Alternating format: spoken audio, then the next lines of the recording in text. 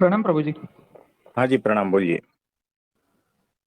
प्रभु जी, कल आपने समझदारी के बारे में आप कह रहे थे, तो हाँ जी। उससे रिलेटेड एक क्वेश्चन आया था कि मन हम्म। में कल आपने प्रभु जी नागा साधु के बारे में कहा था कि हाँ जी। उन्होंने विकारों पे विजय पा ली थी और हाँ।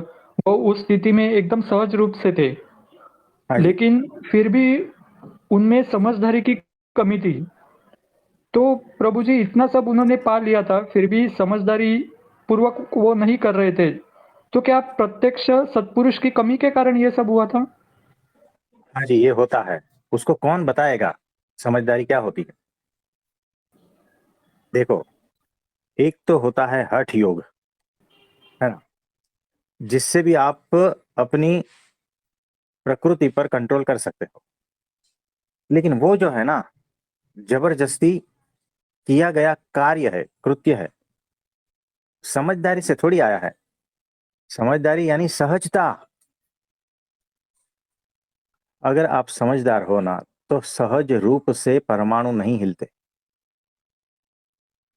और अगर आप समझदार नहीं हो तो अप्राकृत रूप से परमाणु नहीं हिलते। दोनों में फर्क है। तो जो समझदार है उसमें परमात्मा होता है,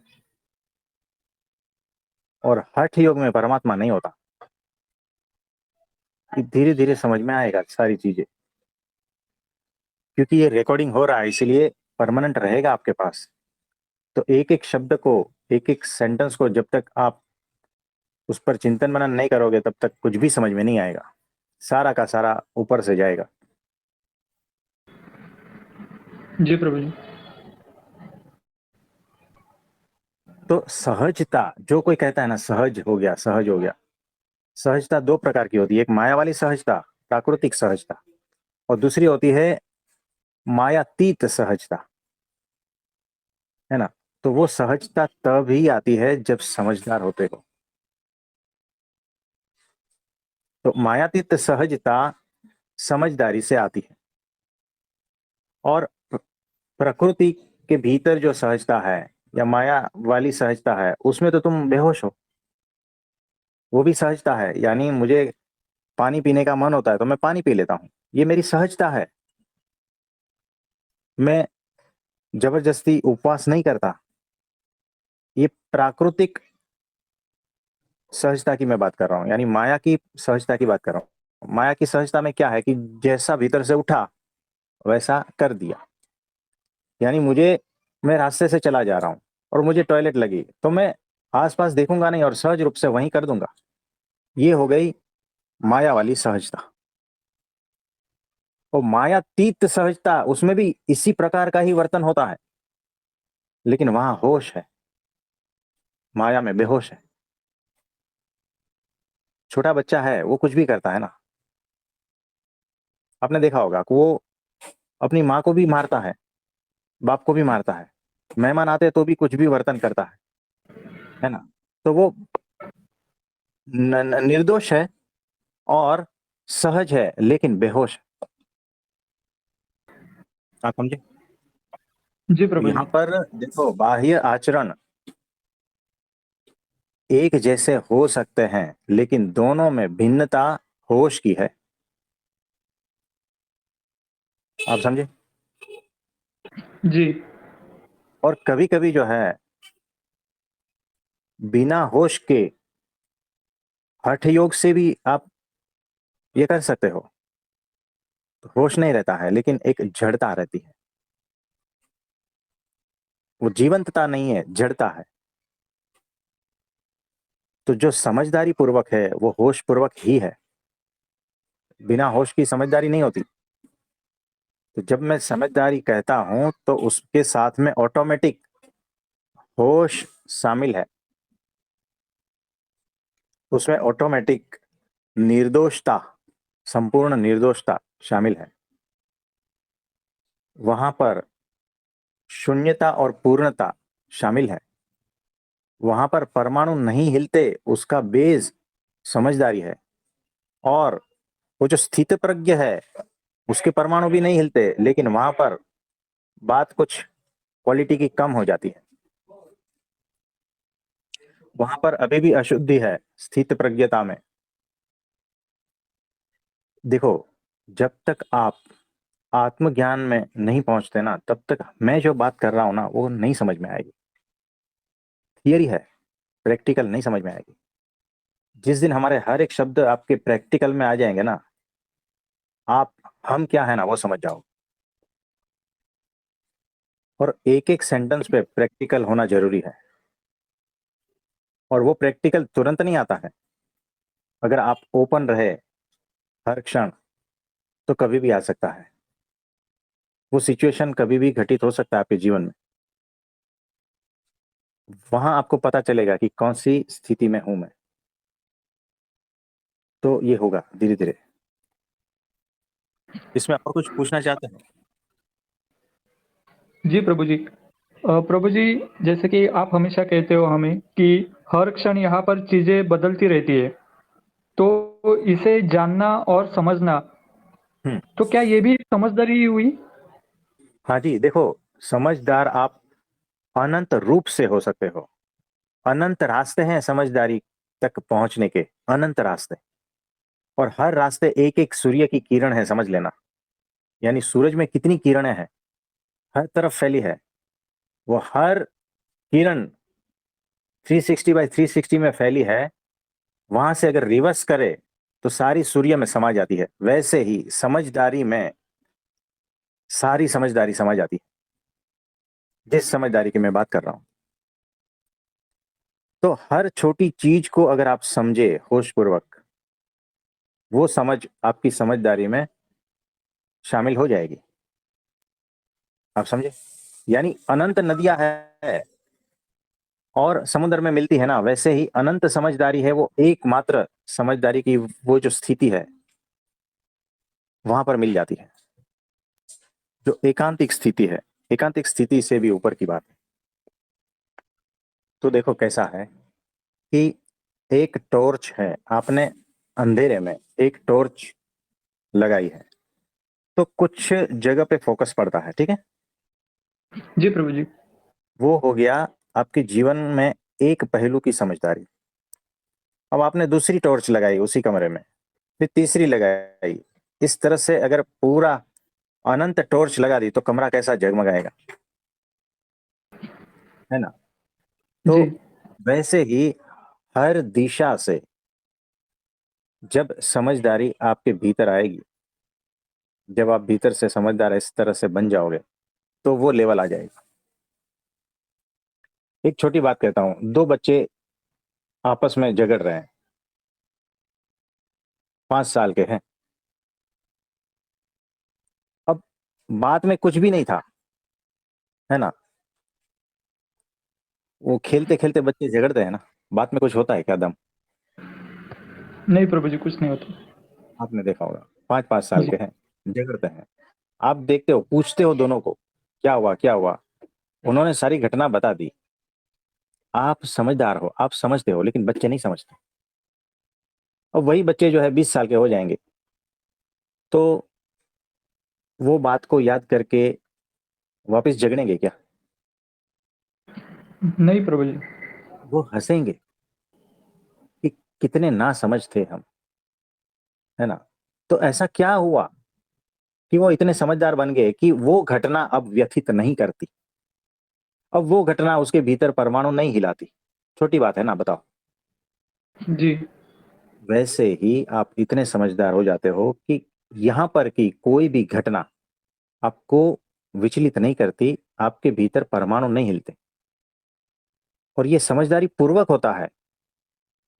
तो वो जो छोटे बच्चे थे, 20 साल के हो गए, उन्होंने ऐसा कोई साधना थोड़ी की है कि अगर ऐसी घटना आएगी तो मुझे चुप रहना है ना, मुझे कोई रिएक्शन नहीं देना है। ऐसा कुछ किया था क्या? तो नहीं वो प्रभु जी। मुस्कुराते हैं, वो मुस्कुराते हैं क्यों? क्योंकि उसका बेस जो है ना समझदारी का है। वो समझ गए हैं अभी कि 5 साल में जो था ना, जो किया था ना, अब क्या, कोई पॉइंट ही नहीं है। 20 साल में उसका कोई पॉइंट ही नहीं है। कुछ समझे? जी। बस यही बात है। तो ऐसा क्या हुआ कि अब उसके परमाणु नहीं हिलते? तो वो हो गई समझदारी। वो समझदार बन गए हैं कि इसमें कुछ पॉइंट नहीं है, ये बच्चों के खेल है। वैसे ही अगर कोई गाली देता है, कोई अपमान करता है, कोई ये करता है, वो जो जागृत पुरुष है, जो समझदार पुरुष है ना, वो यही कहेगा क्या बच्चों के खेल कर रहे हो, है ना। भीतर परमाणु नहीं हिलते। कोई मुझे गाली देता है, कोई अपमान करता है, परमाणु नहीं हिलते, क्योंकि मैं समझदार हूं कि इसका कोई मतलब ही नहीं होता मेरे लिए। मैं उतना समझदार हो गया हूं। आप समझे? यानी सारे मानव जात, जो मानव जगत है, वो जिस डायमेंशन में अभी है, उससे अलग डायमेंशन में मैं पहुंच गया हूं समझदारी पूर्वक। इसीलिए यहां पर कि कोई भी मनुष्य की जो प्रश्न है वो छूते ही नहीं। यानी वहां से मैं देखता हूं तब ऐसा लगता है कि ये कौन से बच्चों जैसे खेल खेल रहे हैं, कोई पॉइंट ही नहीं है। इसीलिए परमाणु भी नहीं हिलते। तो परमाणु नहीं हिलने का जो बेस है वो समझदारी है। आप समझे? जी प्रभु जी। तो समझदारी शब्द जो है ना, उस पर चिंतन मनन करना है गहनतापूर्वक कि किसको हम समझदारी समझते हैं, किसको समझदारी कहते हैं। उससे हर दिशा से जो है ना खुले रहना, तब जाके समझदारी शब्द समझ में आएगा। इसमें और कुछ पूछना है? जी प्रभु जी, जैसे-जैसे इसके ऊपर हम चिंतन मनन करते हैं ना, तो अलग-अलग सिचुएशन और अलग-अलग प्रसंग सामने आते हैं। तो हाँ। प्रभु जी उसमें एक है कि जैसे है कि मैं सही हूँ के हाँ। बजाय क्या सही है, इसे देखकर जब हम निर्णय लेते हैं किसी भी बात पर, हम्म। तो ये भी प्रभु जी एक प्रकार की समझदारी हुई? हाँ, वो भी एक लेवल है। यानी 5वें नंबर से आप 7वें नंबर पे चले गए। 100 नंबर अभी बाकी है। आप समझे? जी, ये भी स्टेप है समझदारी की। एक किरण में बहुत सारे टुकड़े होते हैं, उस एक टुकड़े को आपने पार कर लिया। यानी समझदारी तक पहुंचने के अनंत किरण है, अनंत रास्ते हैं। उस एक रास्ते पे चलते चलते आपने कुछ डिस्टेंस कवर किया है। आप समझे? अच्छी बात है। तो हर सिचुएशन में आप समझदार होते हो अगर होश पूर्वक हो तो। बेहोशी में आप सुधरोगे नहीं। जो सुधर रहा है वो समझदार हो रहा है, जो होश पूर्वक है वही समझदार हो रहा है, याद रखना। प्रभु जी इसमें क्या अपने आप को पहचानना, ये सबसे बड़ी समझदारी होगी? हाँ, अपने स्वरूप को पहचानना ये बड़ी समझदारी है, लेकिन इतनी काफी नहीं है। जगत के स्वरूप को भी समझना है, खुद के स्वरूप को भी समझना है, परमात्मा के स्वरूप को भी समझना है ना। जी, तो जैसे जैसे इन तीनों में समझते जाओगे वैसे वैसे समझदार बनते जाओगे। तो जो समझदार है, मुझे बताओ, क्या वो ईर्ष्या करेगा? नहीं प्रभु जी। देखो, सोच समझ कर जवाब देना। क्या समझदार है वो ईर्ष्या करेगा? नहीं प्रभु जी। बराबर है। तो क्या जो समझदार है वो गुस्सा करेगा? नहीं, तो क्या जो समझदार है वो किसी से बदला लेगा? बिल्कुल नहीं, तो क्या जो समझदार है वो गाली देगा? वो भी नहीं, तो क्या जो समझदार है वो कंपेयर करेगा? ये भी नहीं कर सकता। तो क्या जो समझदार है वो तेरा मेरा करेगा? नहीं, तो क्या जो समझदार है वो फरियाद करेगा? नहीं, सब ना बोल रहे हो? यानी कौन सी समझदारी की बात कर रहे हो आप? प्रभु जी इसमें समझदारी यदि है, वो समझ रहा है सब चीज़ों को, तो वो तो इससे हाँ। ऊपर उठेगा ना? हाँ जी। तो देखो, आपका सही बात है कि आपको पता है हमने जो अभी तक कहा है ना, वो सारा किस में आता है? वो स्थित प्रज्ञता में आता है। आप वहां तक खुद भीतर जानते हो, है ना, लेकिन फिर भी ना समझ बने हुए हो। वो जो आवरण है ना बेहोशी का है, तो समझदार के साथ में होश, तब वो समझदारी अच्छी है। तो आपको होश नहीं है, जब सिचुएशन आता है आपको पता है कि समझदार इस तरह से आचरण नहीं करता, है ना, किसी से बदला नहीं लेता, लेकिन आप बदला लेते हो, क्यों? वो समझदारी के लेवल से आप नीचे आ गए, बेहोश हो गए, और अपने आप को कुछ और मान लिया है। समझदारी के लेवल से नीचे आकर आप आचरण करते हो, उस होश को छोड़कर बेहोशी में आकर आप आचरण, ईर्ष्या करते हो, बदला लेते हो, गुस्सा करते हो, कंप्लेन करते हो, ये सारा कुछ इस तरह से होता है। लेकिन आपको पूरा पूरा पता है समझदारी क्या है और समझदारी के लक्षण क्या है, हमने अभी जो बताया ना सारा, कि जी समझदार व्यक्ति ऐसा नहीं करता, है ना। आपने कुछ इस ऐसा ऐसा कार्य कर दिया और आपकी मम्मी को पता चला, आपकी मम्मी यही कहेगी कि बेटा थोड़ा समझदार बनो, थोड़े सुधर जाओ, है ना, ये समझदारी वाला बात नहीं है तुम जो कर रहे हो, है ना। इसका मतलब क्या हुआ? वो समझदारी। तो समझदार कभी भी ऐसा आचरण ही नहीं करता। तो कैसा आचरण करता है? तो स्थित प्रज्ञता में जो आचरण होता है ना, वैसा आचरण करता है। उससे नेक्स्ट लेवल समझदारी का है। और कुछ? प्रभु जी, इसका मतलब ये हुआ कि सिर्फ समझदारी ही नहीं, समझदारी के साथ होश भी उतना ही जरूरी है। दोनों साथ में चलने चाहिए। हाँ जी, देखो, बिना होश के आप समझदार हो ही नहीं सकते। जब आपको चोट पड़ती है तब आप थोड़े समझदार बनते हो, थोड़े होश में आते हो, है ना। तो होश में आना और समझदार होना, ये दोनों साथ साथ चलता है।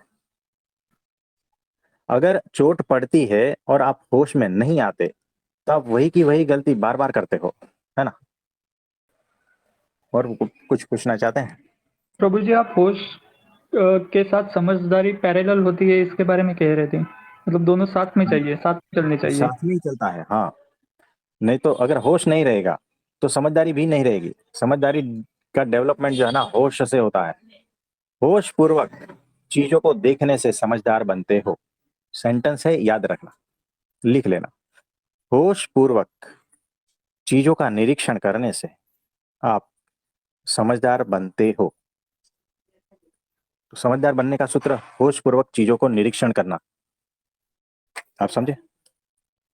जी तो ये एक मार्ग है। अनंत किरणों में से हमने आपको एक किरण बताई। होश पूर्वक चीजों को चेक करना, हर एंगल से, आगे पीछे का पूरा संदर्भ लेकर, और किसी भी निर्णय पर नहीं आना। आप समझे? जब भी आप कुछ जी ऑब्जर्व करते हो, चेक करते हो, तब कोई निर्णय पर आते हो आप। अगर आप निर्णय पर आ गए तो मान्यता बन गई, आप फ्लेक्सिबल नहीं रहे, आप बंध गए। तो वहां पर जो वो सूत्र है ना, चीजें जैसी है वैसी देखो, वैसी नहीं दिखाई देगी आपको।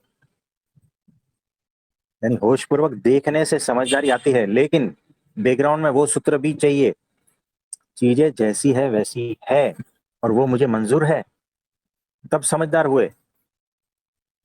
आप समझे कुछ?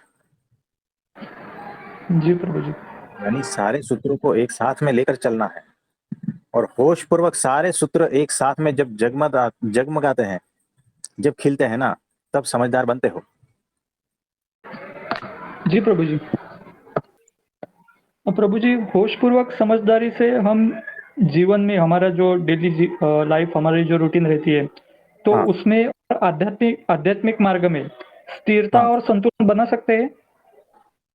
उसी को तो समझदारी कहते हैं, है ना। जो बैलेंस में ही बर्ताव करता है, जो हर मौके पे, हर जगह पे, हर सिचुएशन में खुश है, उसी को तो बैलेंस में रहना कहते हैं, है ना। तो उसके लिए अध्यात्म, ये जीवन, ये संसार, ये सब कुछ अलग अलग थोड़ी है, अलग अलग नहीं है। उसके लिए वो सारा कुछ एक ही हो जाता है, सारा कुछ परमात्मामय हो जाता है। तो देखो, संसार और अध्यात्म और ये सब कुछ है ना, ये लोगों ने अलग अलग डिपार्टमेंट को नाम देके रखा है, और जो समझदार है उसके लिए ये सारे डिपार्टमेंट हट जाते हैं। याद रखना, उसका जीवन ही वैसा हो जाता है, दिव्य। आप उसको संसार कह रहे हो, उसके लिए वो नहीं है। आप उसको अध्यात्म कह रहे हो, उसके लिए वो भी नहीं है। वो सहज है, उसने अलग अलग किया ही नहीं है कुछ।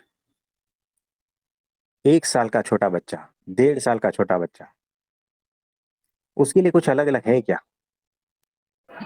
वो नहीं सहज प्रभु जी। रूप से जी रहा है ना। उसको पूछो तुम संसार में जी रहे हो या अध्यात्म में जी रहे हो, क्या बोलेगा वो आपकी ओर देखेगा, बोले आप पागल हो क्या? मैं जी रहा हूँ, सहज रूप से जी रहा हूँ।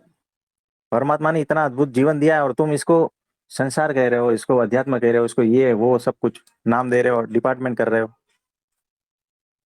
आप समझ रहे हो? जी प्रभु जी। तो जो समझदार है ना, वो डिपार्टमेंट नहीं करता।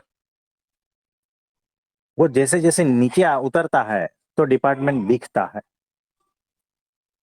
लेकिन वो उसी स्थिति में रहेगा ना, तो वो इतना सहज रूप से जिएगा कि आपको पता भी नहीं चलेगा कि ये कौन सा जीवन जी रहा है। वो दिव्य जीवन जी रहा है। उसका अध्यात्म संसार में ही है और उसका संसार अध्यात्म में ही है। आप कैसे उसको अलग कर पाओगे? क्योंकि वो जिस संसार को जिएगा ना, वो दिव्य हो जाएगा, क्योंकि वो खुद दिव्य है।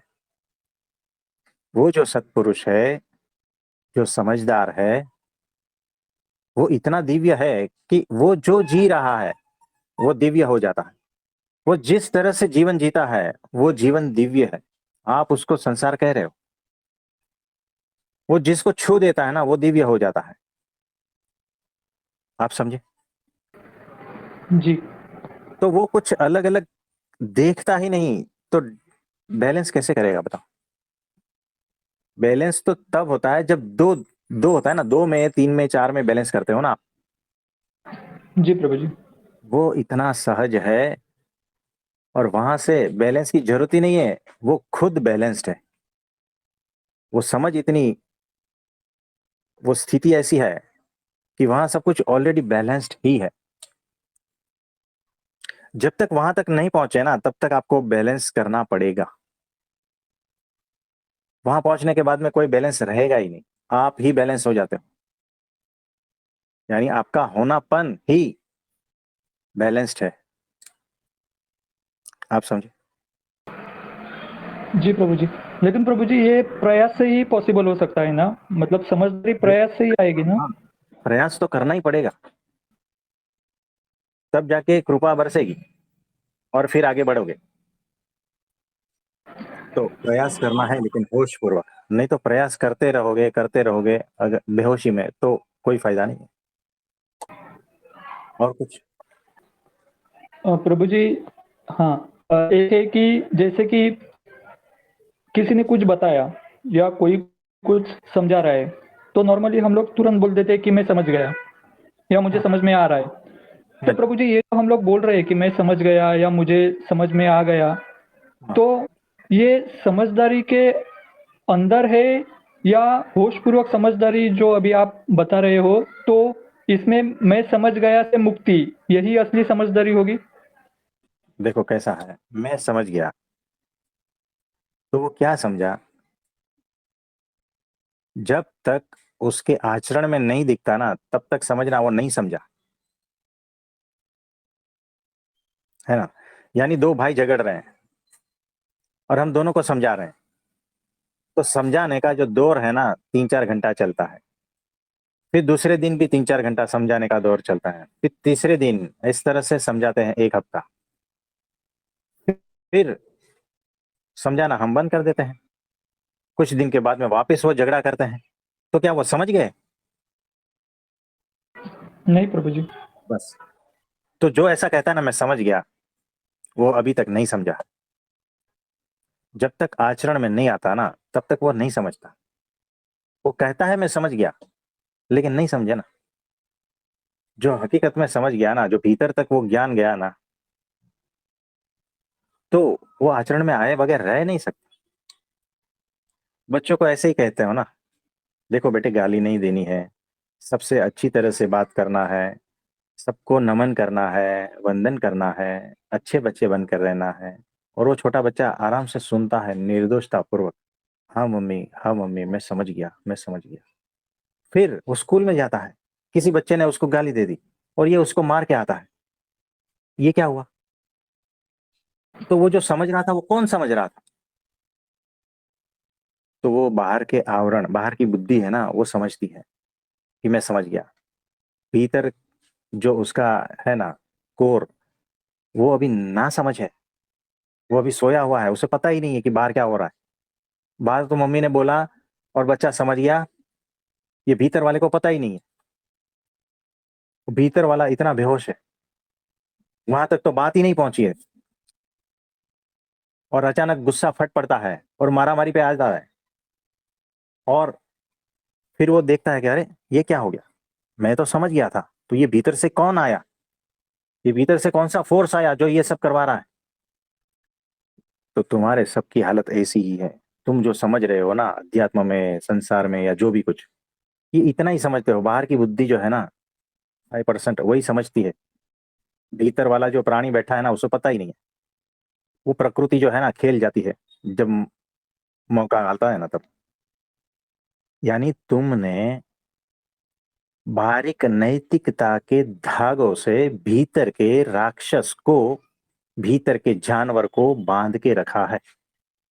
यानी तुम्हारी समझदारी कैसी है कि हाथी को जो है ना एक धागे से बांधते हो, तो समझदारी वो धागा है तुम्हारी। और भीतर जो बैठा है ना हाथी, वो समझता नहीं है, वहां तक तो समझदारी पहुंची ही नहीं है। तो वो हाथी तो उसको जैसा मन में आएगा वैसा ही करेगा ना। वैसे तुम सब में भी जो है ना एक एक प्राणी बैठा है, एक एक जानवर बैठा है, एक एक राक्षस बैठा है। और उसको तुमने नैतिकता के धागों से बांध के रखा है। नैतिकता यानी क्या? अच्छा आचरण, अच्छे विचार, सुविचार व्हाट्सएप पे भेजते रहते हैं ना लोग, है ना। लेकिन जैसे ही सिचुएशन आया, भीतर का वो राक्षस जो है ना जाग उठता है। तो क्या समझे तुम? समझदारी ये होती है कि भीतर राक्षस ही ना बचे। समझदारी ये होती है कि भीतर का कोई जानवर ही ना बचे, कोई प्राणी भीतर है ही नहीं। समझदारी ये है कि आपका एक भी कोना अंधकार में ना हो, आपके भीतर एक भी परमाणु अंधकार में ना हो, अज्ञान में ना हो। यानी पूर्ण ज्ञान, कैवल्य ज्ञान, बुद्धत्व जब होता है, तब नेक्स्ट लेवल जो है समझदारी का है। यानी भीतर एक भी परमाणु अज्ञानता से नहीं भरा है, तब जाके समझदारी कहलाती है। जब कैवल्य ज्ञान होता है, उसके बाद समझदारी कहलाती है। जब बुद्धत्व को उपलब्ध होते हो, उसके बाद समझदारी, समझदार कहलाते हो। और कुछ पूछना चाहेंगे? प्रभु जी, अभी आपने जैसे कहा कि हमारे भीतर एक राक्षस है या एक प्राणी है, तो वो प्रभु जी हमारे आवरणों के बीच में सेफ है, इसके लिए वो समझदारी है, वो उसकी तरफ पहुंच नहीं पाती है, तो फिर हाँ, उसके लिए ये सभी आवरणों को तोड़ना पड़ेगा ना? हाँ जी, वो बेहोशी के आवरण है।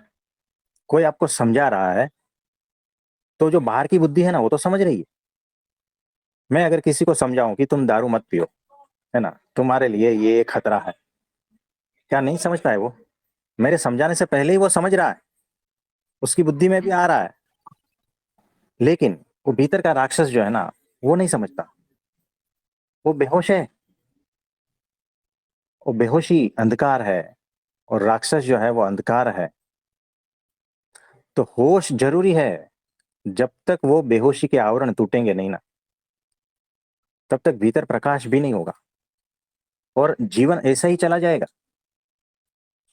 आपको लगता है मैं समझदार हूं, है ना, लेकिन आपकी हरकतें बता रही है कि आप ना समझो। कुछ समझे? ये सूत्र है, लिख लेना। आपको लगता है कि आप समझदार हो, लेकिन आपकी हरकतें बता रही है कि आप ना समझ हो। मुझे बताओ, जो समझदार है वो क्या दारू पीता है? प्रभु जी सिर्फ समझदार होगा तो वापस से पीने के चांसेस है, यदि होशपूर्वक वो समझदार है तो नहीं पिएगा। है ना? तो जो हमने पिछले एक्सरसाइज की थी ना थोड़ा टाइम पहले, कि क्या समझदार ईर्ष्या करता है, तो उसमें वही आंसर जी। आएगा, नहीं। जो समझदार है दारू नहीं पिएगा, वो सिगरेट नहीं पिएगा। वो समझदार है, क्यों पीना है भाई? तो मैं तो समझ जाता हूँ बाहर बाहर वाला, भीतर वाला नहीं समझता ना। वो बेहोश है, अजागृत है। तो जो थोड़ा बहुत जागृत है ना, उतना ही समझता है। यानी अगर 10% आप जागृत हो तो 10% ही समझ में आएगा। 90% जो है ना समझ है, तो वो अपने हिसाब से ही बिहेव करेगा। तो अब आप जो है ना, एक एक्सरसाइज करना, आप खुद को ऑब्जर्व करना और आसपास वाले लोगों को ऑब्जर्व करना कि उनका ये जो मूव, यानी ये जो उन्होंने एक्शन लिया है, क्या वो नासमझी से आया है या समझदारी से आया है? ये जो बिहेव कर रहा है, क्या वो नासमझी से कर रहा है या समझदारी पूर्वक कर रहा है? तो उस सिचुएशन में आप खुद को भी चेक करना और सामने वाले को भी चेक करना कि ये जो घटना घटी अभी, जो मारामारी की है या बोलाचाली की है ना, वाद विवाद की है या जो भी है, उसमें कौन समझदार था, कौन कम समझदार था, कौन ना समझ था। और फिर पूछना कि क्या समझदार हकीकत में ऐसा करता है, ये प्रश्न पूछना। तब जाके थोड़ा होश आएगा। तब तक होश में ही नहीं हो आप, याद रखना। तो खुद को पूछना कि क्या समझदार ऐसा करता है। फिर अहंकार कहता है, वो बहाने बताते हैं कि ऐसा नहीं करता, लेकिन वो जब लेकिन आता है ना, वो अहंकार उसके प्रोटेक्शन में खड़ा हो जाता है। लेकिन उसने फिर ऐसा किया तो मेरे को करना ही पड़ा, है ना? ये अहंकार है, भीतर से फूटता है अहंकार। अहंकार अपने को बचाता है कि तुम ना समझ ही अच्छे हो, नहीं तो मेरा अस्तित्व चला जाएगा। कुछ समझ में आ रहा जी प्रभु जी बिल्कुल। है ना? किसी ने आपका अपमान कर दिया तो चोट किसको पहुंची? भीतर जो बैठा है अहंकार को। अब वो अपना हर रूप दिखाएगा, हर दलील पेश करेगा उसका बदला लेने की। क्या वो समझदार है? तो जो भीतर बैठा है ना, जो ना समझी से बिहेव करता है ना, वो अहंकार है। याद रखना, अहंकार का दूसरा रूप है। अहंकार कभी भी समझदारी के खिलाफ ही रहेगा। अहंकार आपको समझदार होने ही नहीं देगा। अगर आप समझदार बनने की कोशिश भी करोगे तो भी दलीलें पेश करके आपको वहां से गिराएगा कि तुम समझदार मत बनो। क्योंकि अहंकार का अस्तित्व ना समझी में है। लिख लेना, सूत्र है। और जिस दिन तुम समझदार बन गए, अहंकार रहेगा ही नहीं। तो अहंकार को अस्तित्व की अहंकार के अस्तित्व खतरे में है, अहंकार का अस्तित्व। और इसीलिए वो जी जान के सब कुछ करेगा, वो ना समझ रहने का हर हथकंडा अपनाएगा। तो आप समझे? तो जो भीतर जानवर बैठा है ना, वो अहंकार है। भीतर जो प्राणी है, जो राक्षस है ना, वो अहंकार का ही एक स्वरूप है। और वो ना समझी में ही वो जिंदा रहता है। समझदार बने तो गया ये सारा कुछ, खेल ही खत्म हो गया ना। जैसे तुम समझदारी बढ़ेगी ना, भीतर से अहंकार टूटता जाएगा, उसका अस्तित्व खतरे में आता जाएगा। तो अहंकार को मिटाने का एक ही रास्ता है, समझदार बन जाओ। जैसे जैसे समझदारी बढ़ेगी, अहंकार मिटता जाएगा। कोई कहता है ना, मैं अहंकार को कैसे मिटाऊं? तो समझदार बन जाओ, होश में आ जाओगे, सब कुछ समझ में आ जाएगा। तो होश पूर्वक सब चीजों को देखना, ऑब्जर्व करना, और तटस्थता पूर्वक मान्यताओं बनाए बिना, किसी निर्णय पर आए बिना, जब चीजों को तटस्थता पूर्वक देखते हो, होश पूर्वक देखते हो, तब समझदारी बढ़ती है, चीजें जैसी है वैसी दिखने लगती है और आप अलिप्त होते जाते हो। समझदारी बढ़ती जाती है, अहंकार पिघलता जाता है। ये सारा घटनाएं जो है ना, एक साथ में धीरे धीरे घटित होती रहती है। और एक दिन ऐसा आएगा कि अरे, अहंकार को ढूंढने से भी नहीं मिलता, कभी था ही नहीं, ऐसी अवस्था में आ जाओगे। गारंटी से हम कह रहे हैं, पूर्ण रूप से समझदार बन जाओगे। आप समझे? जी। तो भीतर कुछ जले, ऐसी चीज ही नहीं है कि बाहर की आग उसे जला पाए, है ना। भीतर ऐसा कोई भी चीज नहीं है कि जिसकी वजह से आवाज उत्पन्न हो, बाहर की चोट की वजह से, है ना। बाहर से कितनी भी चोटें भीतर आए, लेकिन भीतर ऐसा कुछ है ही नहीं जहां पर चोट पड़े। वो है समझदारी, है ना। समझदारी का मतलब है जीरो अहंकार। क्योंकि चिल्लाने वाला जो भीतर है ना, वो अहंकार ही है। समझदार कभी चिल्लाता नहीं। चिल्लाने का मेरा मतलब है कि वो रिएक्शन देने वाला, भीतर कोई रिएक्शन देने वाला है ही नहीं। खाली कमरा है ना। खाली कमरे में खिड़की खोल के आप बाहर से एक गाली दो, वहां से कोई आवाज ही नहीं आएगी। बताओ आएगी क्या? नहीं। लेकिन उस खाली कमरे में एक व्यक्ति बैठा है और खिड़की खोल के आप बाहर से गाली दो, तो फिर तो बहुत कुछ आएगा, है ना। जी। क्योंकि भीतर वो बैठा है। वैसे ही हमारे भीतर भी जो है ना, जब तक अहंकार मौजूद है ना, तब तक रिएक्शन आता रहेगा, है ना। ईंट पत्थर का जवाब ईंट ईंट से ऐसा, ईंट का जवाब पत्थर से ऐसा, हाँ वैसा निकलता रहेगा। तो जब भीतर अहंकार ही नहीं है, तब आप उसको कुछ भी कह लो, कोई असर नहीं होता। और उसका बेस जो है ना, समझदारी है। तब जाके स्थित प्रज्ञता जैसी स्थिति में आते हो और वैसा आचरण होता है। तो देखो, बहुत ही अच्छा एग्जांपल लेते हैं कि एक बंद कमरा है, उसमें एक व्यक्ति सोया है, गहरी नींद में है, और मुकेश भाई ने वो खिड़की खोली बाहर से, और कमरे में तो अंधेरा है। मुकेश भाई को पता नहीं है कि अंदर कौन है क्या है। मुकेश भाई ने गाली दी और भीतर से कोई आवाज ही नहीं आई। तो आदमी तो है भीतर, आवाज क्यों नहीं आई बताओ? प्रभु जी वो सोया हुआ है इसके लिए, मतलब जो हाँ। गाली है वो उसके अंदर जो बैठा है वहां तक पहुंची ही नहीं है। हाँ, यानी अहंकार है अंदर, लेकिन अहंकार तक पहुंची नहीं ना गाली।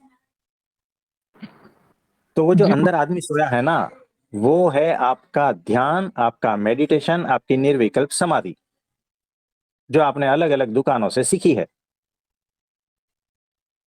कुछ समझ में आया? बिल्कुल प्रभु जी। हाँ, और जिस दिन वो आदमी जागेगा और फिर गाली दो, तो भीतर से क्या निकलेगा? भीतर से ना समझी ही निकलेगी ना।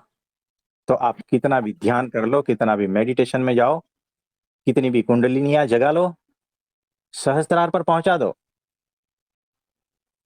निर्विकल्प समाधि में चले जाओ, साल 2 साल 6 महीना, है ना, 6 साल तक निर्विकल्प समाधि में रहो, फिर जैसे ही जागोगे और गाली पड़ेगी, भीतर चोट जो मचने वाली है वो तो मौजूद ही है ना अभी। तो क्या फायदा? तुम कुछ भी कर लो, लेकिन तुम जो भी कर रहे हो ना समझी में कर रहे हो। तब तो प्रभु जी परमाणु हिलेंगे ही ना अंदर के। हाँ, आप निर्विकल्प समाधि में चले जाओ, यानी संपूर्ण कोमा में। ठीक है। अब उसके शरीर को कुछ भी कर लो ना, फर्क नहीं पड़ता, उसको गाली दे दो फर्क नहीं पड़ता। जैसे ही समाधि टूटी और होश में आए, यानी शरीर के होश में आए, अहंकार के होश में आए, तब फिर देखो, फिर चोट पड़ती है, फिर भीतर से आवाजें उठती है, अहंकार अपना स्वरूप दिखा देता है। तो ऐसी समाधि का क्या फायदा? आपने जीवन का इतने साल बर्बाद कर दिए। ऐसे ध्यान और मेडिटेशन का क्या फायदा जब आप हो ही ना समझ? जो ध्यान और मेडिटेशन और निर्विकल्प समाधि या जो भी कुछ कह लो, कुंडलिनी आज, जो आपको होश में नहीं लाती और समझदार नहीं बनाती, तो वो दो कौड़ी की है।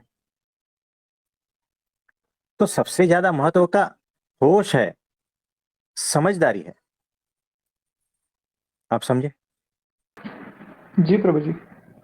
आपने देखा होगा, कोई साधु चला जा रहा है, अहम ब्रह्मास्मि कहता है, और आप उसे पूछते हो, पहचानते हो हमें?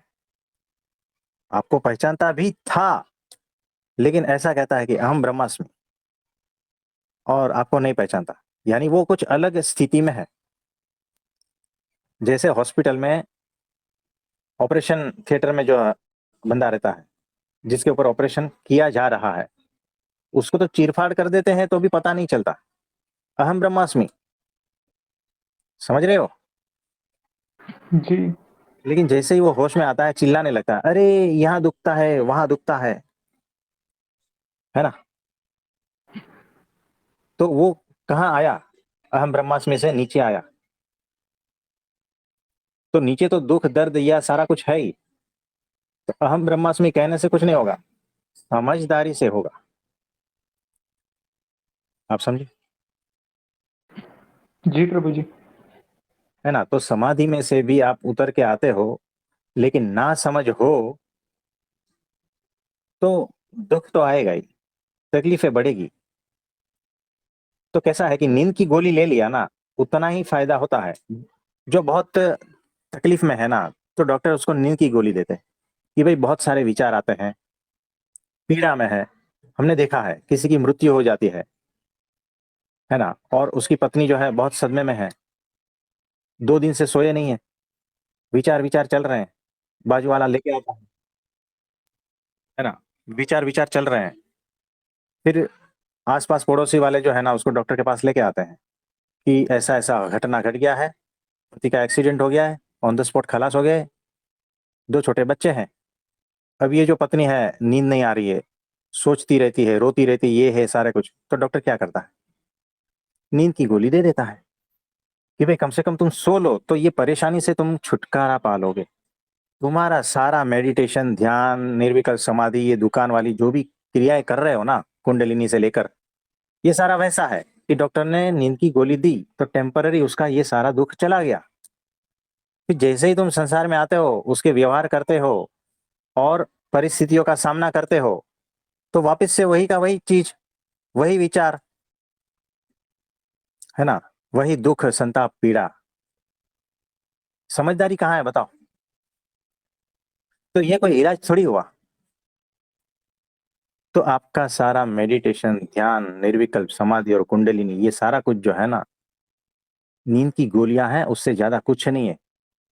उसकी वैल्यू सिर्फ 1 रुपये की है, जो नींद की गोली में मिलती है ना, उससे ज्यादा कुछ नहीं है। बिना समझदारी का ये सारा कचरा है, याद रखना। टाइम पास है, याद रखना। जीवन बर्बाद हो रहा है, याद रखना। कुछ समझ में आ रहा है? हाँ जी मुकेश भाई, और कुछ पूछना चाहते हैं? का अर्थ यही हो रहा है ना कि जो ध्यान, मेडिटेशन, जागरण और निर्विकल्प समाधि, कुंडलिनी वगैरह जो करते हैं, तो हम्म, उस वक्त अंदर के जो हमारे विकार रहते हैं, तो वो शांत रहते हैं।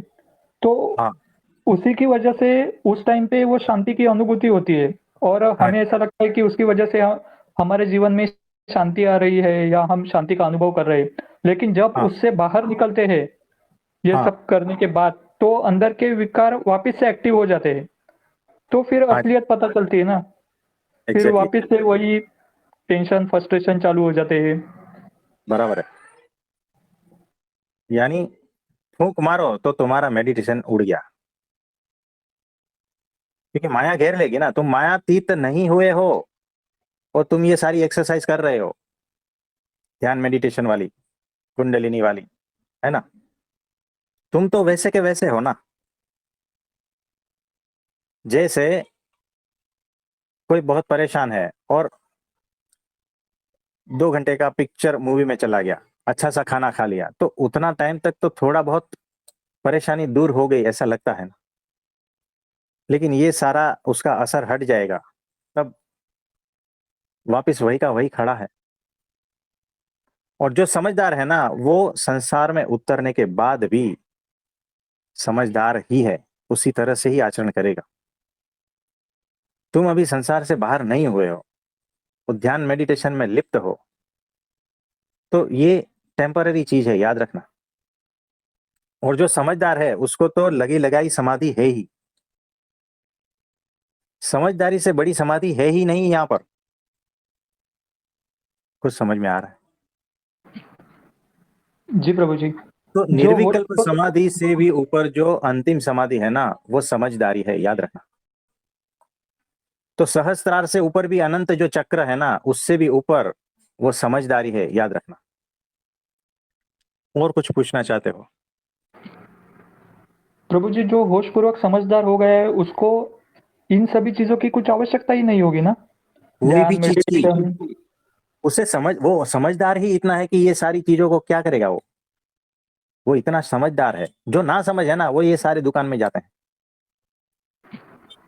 स्लीपिंग तो पिल्स खरीदने समझदार, के लिए। हाँ, स्लीपिंग पिल्स खरीदने के लिए ये सारी दुकानें मौजूद है। जो ना समझ है वो वहां जाता है, जो समझदार है उसे समझ ही है कि इसका कुछ मतलब नहीं है, उसे पूर्ण समझ है, वो समझदार हो गया है। देखो, स्लीपिंग पिल का भी जरूरत पड़ता है जब पेशेंट बहुत चिल्लाता है, जब सो नहीं पाता है हफ्ते भर से, तो देना ही पड़ता है स्लीपिंग पिल्स, क्या स्लीपिंग इंजेक्शन देना पड़ता है। आप समझे? जी। लेकिन उसका उपयोग कुछ हद तक ही है, याद रखना। वो अध्यात्म थोड़ी है, वो स्लीपिंग पिल्स। देखो, सही अध्यात्म समझदारी है। अध्यात्म में समझदारी के अलावा और जो भी कुछ हो रहा है ना, वो सर्कस के खेल हो रहे हैं। समझदार बन रहे हो ना, तब समझना कि आप असली अध्यात्म में हो। ये सारे पॉइंट्स लिख लेना।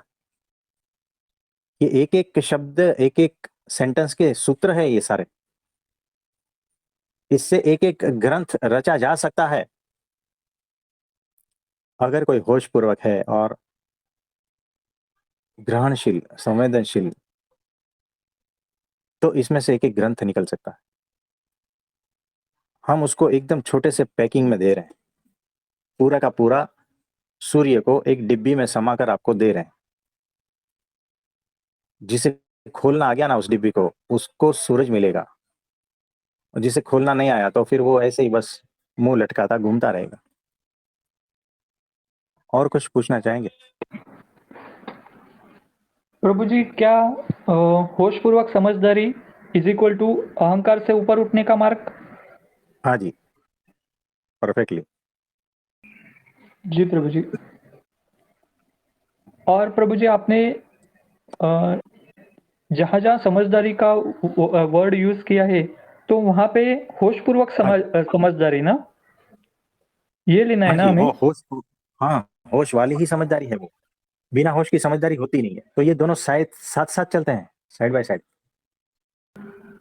और कुछ? नहीं प्रभु जी, आपने पूरा क्लियर कर दिया है आज। देखो, अभी भी क्लियर नहीं हुआ है। और किसी का कोई प्रश्न है तो बोलिए। प्रणाम प्रभु जी। हाँ जी प्रभु जी, प्रणाम, बोलिए। प्रभु जी, आपने अभी बताया था कि आप अगर होशपूर्वक तटस्थ रहकर किसी निर्णय पर नहीं आओगे, तभी जो चीजें है जैसी है वैसी दिखेगी। तो प्रभु जी, जो निर्णय पर आना चाहता है वो क्या अहंकार ही है प्रभु जी की? Exactly exactly. वो वो अहंकार, देखो, अहंकार निर्णय पर आना चाहता है, बेहोशी निर्णय पर आना चाहती है। जो होश है ना, कभी भी निर्णय पर नहीं आता। वो होश जो है ना वो साक्षी है, वो सिर्फ देखता है, होश पूर्वक देखता है, वो निर्णय पर नहीं आता। आईना जो है ना वो कभी आप जैसे हो वैसे ही दिखाता है, देखता है। वो कभी ऐसा नहीं कहता कि अरे तुम मोटे हो, तुम पतले हो, तुम ये हो, तुम वो हो, ऐसा नहीं। जैसे ही आप हटे तो वो कोरा। जब तक आप हो यानी प्रेजेंट मोमेंट में जी रहा है आईना। दर्पण जो है प्रेजेंट मोमेंट में ही जीता है। तो जो प्रेजेंट मोमेंट में है वहां अहंकार नहीं होता, और इसीलिए प्रेजेंट मोमेंट में कोई निर्णय भी नहीं होते। वहां पर चीजें जैसी है वैसी ही दिखती है। तो प्रेजेंट मोमेंट में जीना यानी चीजें जैसी है वैसी ही देखना, बिना कोई निर्णय, बिना कोई पक्षपात, बिना कोई पक्ष विपक्ष में धारणाएं बांधना। आप समझे? जी प्रभु जी। नहीं तो आप बेहोश हो। बेहोश मन ही निर्णय को एक डिसीजन पर आता है कि ये ऐसा है, सामने वाला ऐसा ही है। ये कौन कहता है? ये बेहोश अहंकार ही कहता है। जो होश पूर्वक है ना वो तो ये ऐसा ही कहेगा मुझे पता नहीं। अरे सामने वाले ने तेरे से कपट किया है, वो जो होश में है ना वो ऐसा ही कहता है कि कोई बात नहीं, मुझे पता नहीं है उसने क्या किया। क्योंकि सामने वाला जो है कौन सी स्थिति में है, उसका आगे पीछे का सब कुछ वो होश वाला जानता है, इसीलिए किसी भी निर्णय पर नहीं आता। और ये जो दृष्टि है ना वही निर्दोष दृष्टि है, निर्विकार दृष्टि है, निर्विकल्प दृष्टि है, निरावरण दृष्टि है। आप समझे? यानी कोई निर्णय पर ही नहीं आना, वो निर्दोषता हो गई असली। तो समझदारी पूर्वक कोई निर्णय पर नहीं आ रहा हूं, और इसीलिए मेरी दृष्टि निर्दोष है, और इसीलिए मैं जो भी कुछ देख रहा हूं वो सारा निर्दोष ही है। दोष देखने वाला है ही नहीं भीतर, अहंकार नहीं है। क्या करोगे? तो समझदारी की वो स्थिति जहां पर से परमाणु भी नहीं हिलता। आप समझ रहे हो कितने सूत्र वहां पर घनीभूत होते हैं और सारे के सारे होश पूर्वक होते हैं। वो स्थिति की मैं बात कर रहा हूं। आप समझ रहे हो? जी प्रभु जी। तो एकांतिक स्थिति से भी ऊपर की स्थिति की बात कर रहा हूं। वो जो ब्राह्मी स्थिति है उससे भी ऊपर की स्थिति बात कर रहा हूं मैं। प्रभु जी मतलब ये अब स्थिति का तो पता नहीं, पर ये समझ में आया कि सदैव अपने हृदय को खुले रखना और समझदारी और होश एक निरंतर चलने वाली प्रक्रिया, ना कि आप ऐसा कह नहीं सकते कि मैं समझदार बन गया। ये कभी नहीं हो एग्जैक्टली। सकता कि मैं बन गया, ये तो फुल स्टॉप निरंतर नहीं आएगा। चलेगा। हाँ, जी प्रभु जी। फुल स्टॉप नहीं आएगा। क्योंकि देखो जी ये प्रभु जो जी। सूर्य है उसकी अनंत किरणें फैली है ना, कितने कितने रास्ते से सूरज तक पहुंचा जा सकता है बताओ। अनंत रास्ते हैं ना। आप समझे? तो ये फैलाव है, इसकी कोई लिमिट नहीं है, अनंत है। सत्य अनंत है, ज्ञान अनंत है ना। होश भी अनंत है, समझदारी भी अनंत है। वही ब्रह्म है। और इसको जाने बिना कहते हो अहम ब्रह्मास्मि, है ना।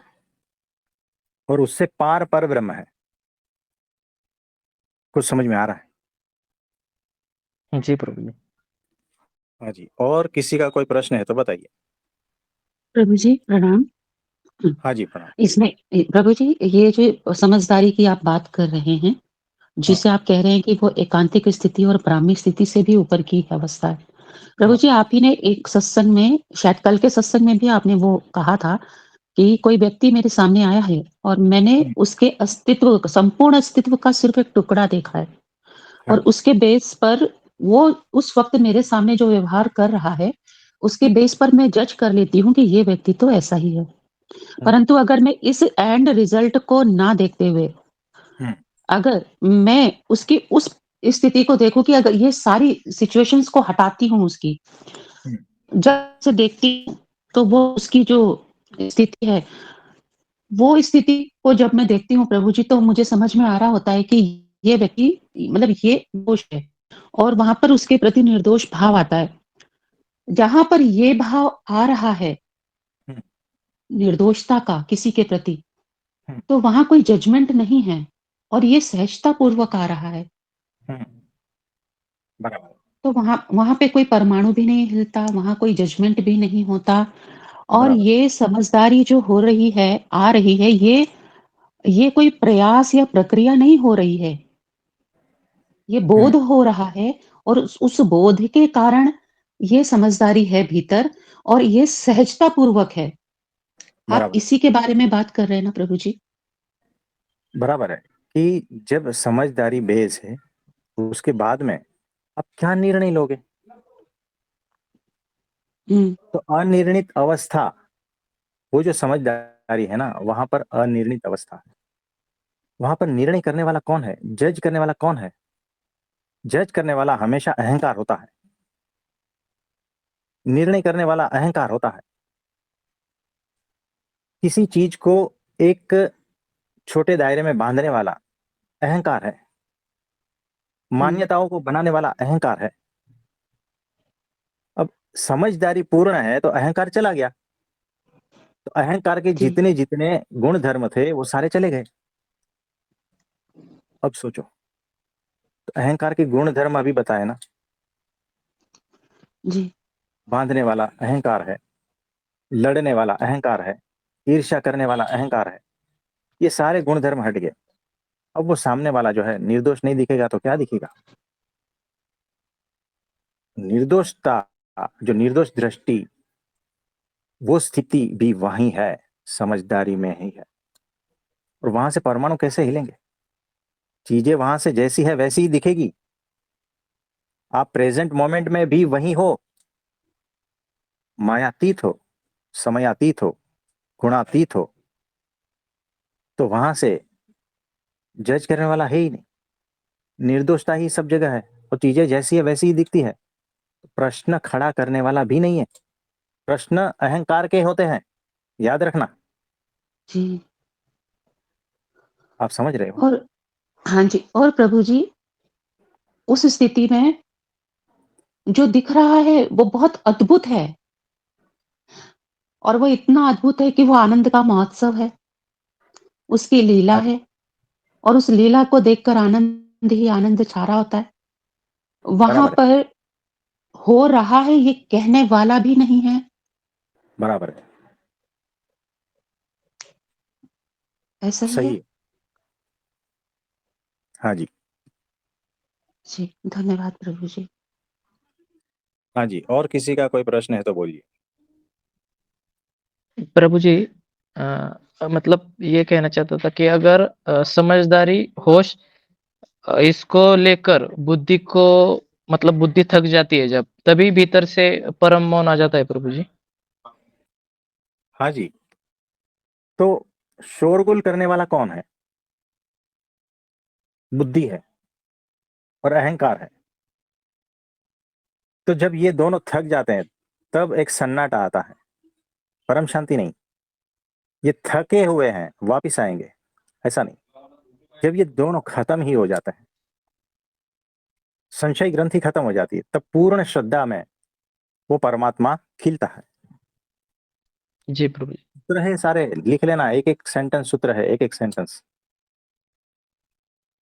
मिस मत करना। ये पहली बार तो समझ में ही नहीं आएगा। इसको जब 10 जी बार प्रभु। समझ में आओगे तब थोड़े बहुत कुछ समझ में आएगा। बार बार इसको सुनना है और इस पर चिंतन मनन करना है। तो एक ही अगर ये प्रवचन सुन लिया और चिंतन मनन कर लिया तो भी पहुंच जाओगे। तो वैसे तो बहुत सारे हैं, आपके अनंत जन्म इसमें खत्म हो जाएंगे। इतना कुछ है इसमें, तो कोई बात नहीं। सबके लिए प्रार्थना करते हैं। आप सभी का बहुत बहुत धन्यवाद। सभी को मेरा नमस्ते, प्रणाम। सभी के लिए प्रार्थना करते हैं।